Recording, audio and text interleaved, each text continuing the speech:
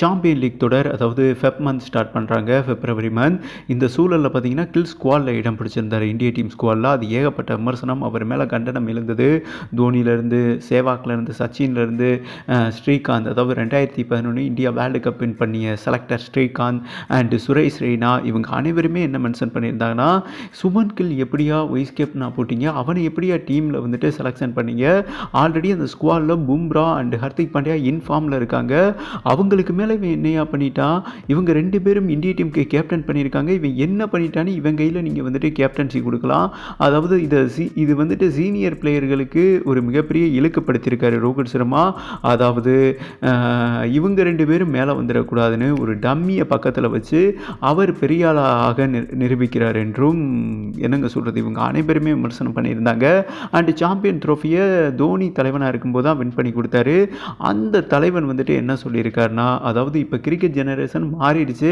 ஆரம்பத்திலலாம் வந்துட்டு சுபன் கில் பேட்டர்ஸ்க்கு தான் மவுஸு, மெதுவாக விளையாடுற பேட்ஸ்மேனுக்கு தான். இப்போலாம் அப்படி கிடையாதுங்க. ஐபிஎல் வந்ததுக்கப்புறம், T20 ஃபார்மெட் வந்ததுக்கப்புறம் வேறு மாதிரியெல்லாம் விளையாடுறாங்க. அதாவது உங்களுக்கே தெரியும், இந்த பிஜிடி டெஸ்ட் சீரீஸில் அந்த நிதிஷ் ரெட்டி ஸ்டார்க் ஓவரும் சரி, பேட் கமின்ஸும் ஓவரும் சரி, அப்படியே ஹேண்டில் மாற்றி லெஃப்ட்டில் சிக்ஸர் அடிக்கிறாங்க சீமர்ஸை. இந்த எபிலிட்டி உள்ளவர் தான் சூரியகுமார் யாதவ்.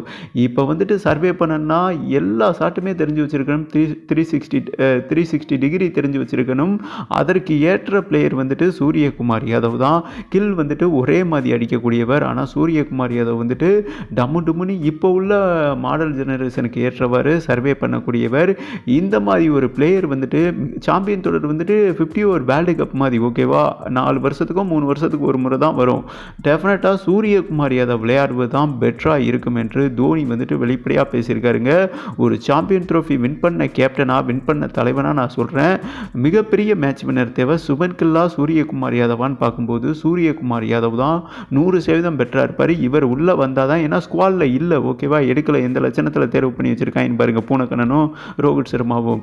ஏகப்பட்ட விமர்சனம் நேரடியாக வந்துட்டு ஆலோசனை பண்ணியிருக்காருங்க பிஸ்ஜியோட எம்எஸ் தோனி முடிவுக்கு அக்செப்ட் பண்ணியிருக்காங்க. பிஸ்ஜை கில்ல வந்துட்டு அதிரடியாக நீக்கிட்டு அவர் இடத்துல வந்துட்டு சூரியகுமார் யாதவ் விளையாட போகிறார் என்றும் ஒரு சூப்பரான அப்டேட் வந்திருக்கு.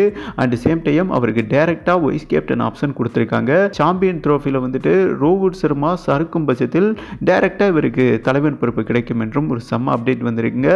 மேலும் அதாவது கில் மேலே ஏகப்பட்ட கண்டனம், ஓகேவா, ஏண்டா உனக்கு தான் அறிவு வேணாமா, அவங்களுக்கு தான் அறிவு இல்லை, உன்னை விட சீனியர் பிளேயர்கள் இருக்காங்க இல்லையா, உனக்கு கொடுத்தவொடனே எது வேணாலும் நீ பிய திங்கிற மாதிரி தின்றுவியாடா, கேப்டன்சியை வாங்கிக்கிருவியா அப்படின்னு எல்லா பிளேயர்களும், முன்னாள் வீரர்கள் வந்துட்டு காட்டுன்னு காட்ட இந்த மனநிலையில் என்னால் விளையாட முடியாது, அதாவது மிகப்பெரிய அண்டர் ப்ரெஷர் ஏற்படக்கூடும், நான் வந்துட்டு விளையாடல, எனக்கு பதில் வந்துட்டு சூரியகுமார் யாதவ் விளையாடுறதே பெட்ரு, ஃபேன்ஸ் விருப்பப்படியும் இந்திய முன்னாள் வீரர்கள் விருப்பப்படியும் அவர் விளையாடுறதே சரியான முடிவாக இருக்கும் என்றும் கில்லும் வந்துட்டு குட் பண்ணியிருக்காருங்க. அதாவது சாம்பியன் தொடரில் ஸ்குவாடில் இடம் பிடிச்சிருந்தார் இல்லையா, அவர் வந்துட்டு நான் விலகிறேன்னு சொல்லியிருக்காரு.